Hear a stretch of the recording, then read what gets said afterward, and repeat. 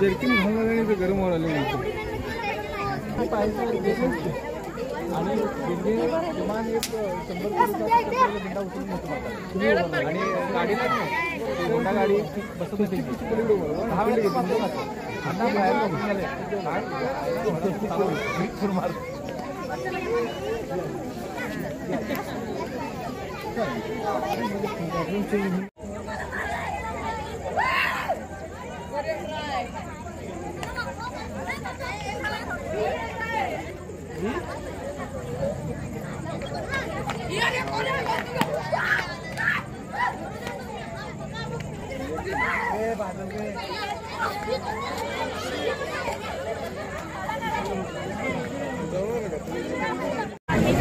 मिरज नगरीमधील ऐतिहासिक अशा कृष्णा नदीच्या काठावरील कृष्णा घाटावरती आज कार्तिकी अमावस्येच्या निमित्तानं दरवर्षीच्या परंपरेप्रमाणे इथं दीपोत्सव साजरा होतोय आणि यावेळेला माझ्या समवेत आमचे ज्येष्ठ नेते महादेवाना पूर्णे बहिणी सौ अनिता वनखंडे आणि इथले कृष्णा घाटावरील सर्व युवक मंडळी महिला भगिनी आणि सगळी माझे बंधू।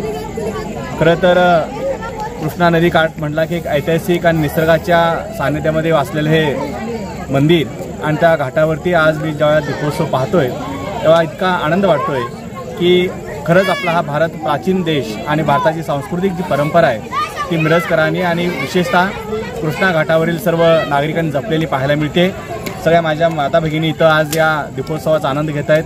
मला वाटतंय जवळजवळ एक 25,000 इथे दिवे लावण्याचा उपक्रम या कृष्णा घाटावरील सगळ्या माझ्या माता भगिनींनी केलेला आहे आणि दरवर्षी हा अनोखा उपक्रम पाहण्यासाठी आम्हाला इथं बोलवलं जातं। मला आनंद वाटला।